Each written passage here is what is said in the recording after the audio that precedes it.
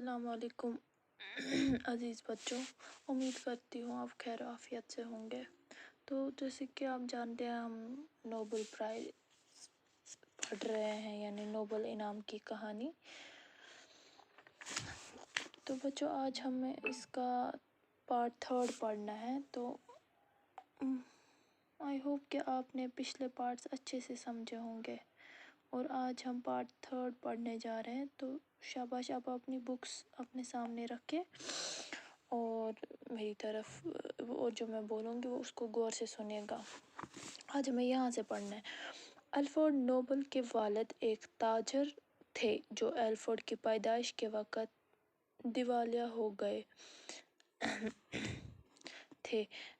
यूँ तो बहुत पढ़े लिखे थे और ज़हीन, मगर तिजारत का कोई तजुर्बा न होने की वजह से सही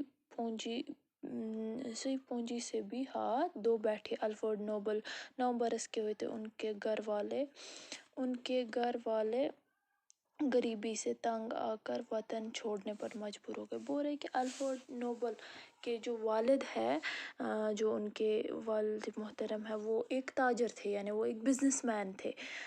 तो बोल रहे जो ही अल्फ्रेड पैदा हो गया, जो ही उनका बेटा यानी अल्फ्रेड जो कि स्वीडन का रहने वाला था, वो जो ही उनकी पैदाइश हुई तो 1833 में, हाँ, वो पैदा हुए। तो उस टाइम उसके वालिद की जो कंडीशन थी वो काफ़ी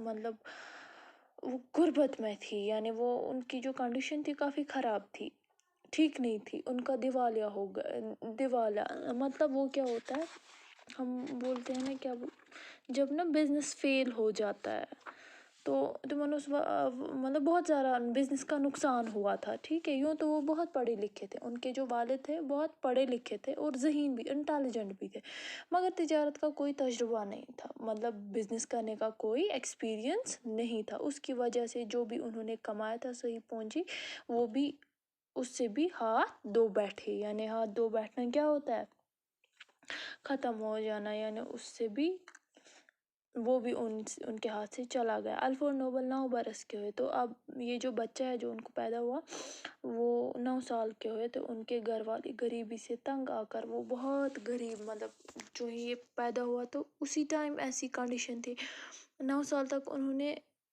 बर्दाश्त किया, लेकिन अब वो गरीबी से तंग आए, उन्होंने स्वीडन छोड़ा, उन्होंने वो छोड़ दिया, वो वतन नहीं छोड़ दिया, वो सेंट पीटर्सबर्ग चले गए, वो किसी और जगह चले गए। शहर उस ज़माने में रूस का दारुल सुल्तानत था, यानी ये रूस का दारुल सुल्तानत, वो रूस चले गए कुछ अरसा तक। तो ये वहाँ चले गए, सेंट पीटर्सबर्ग चले गए। तो अल्फ्रेड की तालीम घर पर होती रही, क्योंकि गरीबी भी थी तो उस टाइम भी उसकी तालीम कहाँ पे हुई, घर पर। जब घर की माली हालात अच्छे हो गए तो बाकायदा तालीम हासिल के लिए बाहर, लेकिन धीरे धीरे क्या हुआ, तो हालात अच्छे होने लगे और अल्फ्रेड को बाहर भेजा तालीम के लिए। उन्होंने यूरोप भर का दौरा